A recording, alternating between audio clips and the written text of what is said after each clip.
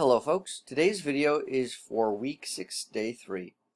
Our target today is to be able to create the formula for an ionic compound using the crisscross method. In order to hit this target, there's a few things that we need to know.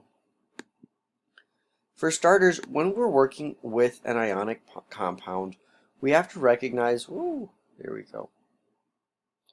have to recognize that ionic compounds are made up of a metal and a nonmetal, and that all of these different elements have charges. Let me show you exactly what I mean by that. All of the elements in every single family, the elements in the have a certain type of charge that they are always going to have. There we go. Bam. So, the elements in the hydrogen family are always going to have +1. The elements in the alkali earth metal family or the beryllium family will have a charge of +2. The boron family is a charge of +3. There we go. Carbon is kind of interesting. Carbon's family can be plus or -4. The nitrogen family has a charge of -3. The oxygen family has a charge of -2. The fluorine or halogen family has a charge of -1. And then, of course, the noble gases have a charge of 0, because all other elements are trying to be like the noble gases. Let's quickly define these words cation and anion. So a cation is quite simply a positively charged element. And the way I remember this is that cation has this T in the word cation, and that T kind of looks like a plus sign. So any of these elements that have a positive charge, they are cations, because it's got that little T in it to remind us that cation is for positive, which means that by default anion is negative. So we've got any of these elements, and sometimes these elements, those are going to be negatively charged anions. The reason that these elements have these type of charges, well, I guess I'll ask that to you. Why would a hydrogen family have a +1 charge? How many valence electrons does it have? It has 1 valence electron. And so if it gives up 1 valence electron, what type of charge does it have? It has a charge of +1. A fluorine atom, it has 7 valence electrons. How many more electrons does it want? 1. So if it wants 1 more negative electron, it's going to have a charge of -1. It's kind of cool how the information that we've learned in previous units influences and helps us understand what we're learning in current units. It's one of the nice things about chemistry. It kind of teaches us things we already know. Cool. Okay. Real quick, we are going to be using these elements to create what are these things called chemical formulas. So a chemical formula is quite simply a shortened way of writing out the name of a compound. It shows us what type of elements are in our compound and how many there are. For example, in Li2O, we are told there are 2 lithium atoms and 1 oxygen atom. If there's never a subscript after an element, it just means there's 1 of that atom. For example, NaCl, there is 1 Na, 1 sodium atom, and 1 chlorine, 1 Cl. Cool. Let's do a couple of practice problems. Okay. So I'm going to use the crisscross method to find what is the formula if sodium and oxygen interact together, and the formula for magnesium and oxygen. Okay. So what we do is we write the elemental symbol, and we write the charge in the upper right corner. There we go. It's really important that you write the charge and not the number of valence electrons. All right.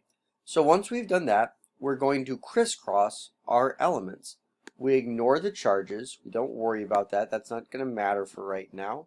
And we crisscross the numbers themselves, like so. Hence the crisscross method.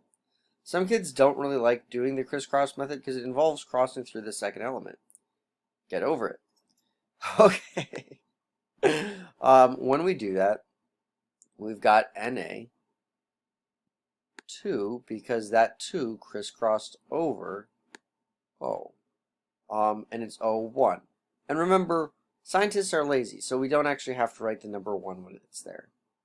And we've got our formula, Na2O. Okay, let's try another problem. This one has a little interesting twist to it. So magnesium and oxygen, they actually have the exact same charge. Magnesium has a +2 charge, and oxygen has a -2 charge. So once again, when I crisscross these elements numbers, I'm going to ignore the plus sign. I'm going to ignore the minus sign. We don't have subscripts that are positive or negative. They're all just positive. And we'll crisscross the numbers just like we did last time. Okay. But this time, when I crisscross my numbers, I wind up getting Mg2O2. So elements will always be, compounds will always have simplified formulas in this class. When you get into college, sometimes compounds like this are possible. However, for high school chemistry that we're doing, we're going to simplify our formulas. So because these two numbers can be simplified, we could divide both by 2, then the true formula of this compound is MgO. There you go. And that is our formula that would occur if magnesium reacted with oxygen. Here are a couple of practice problems that I want you guys to try.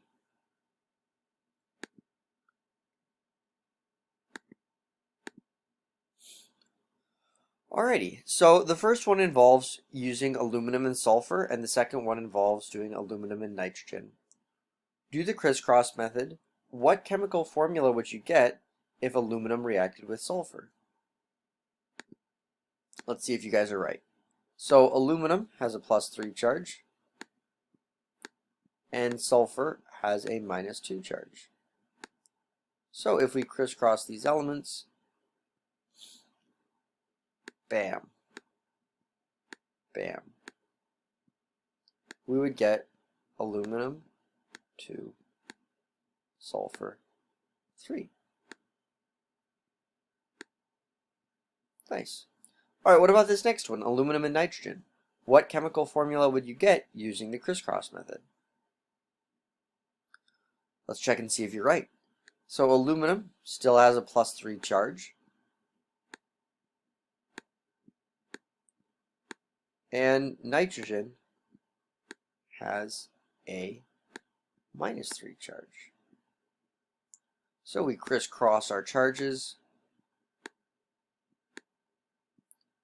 and we would get Al3 and, sorry, that kind of looked like a 2. There we go, N3, which we can then just simplify to AlN. Because 3 can be divided by 3. We can divide both these numbers by 3. We can simplify our compound so it is in its simplest form. And if aluminum did react with nitrogen in nature, that is the compound it would create. Cool. That concludes today's lesson.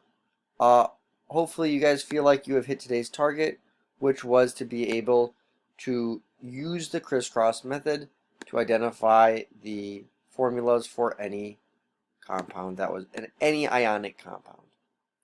If not, stop by office hours. I'll see you guys next time. Bye, folks.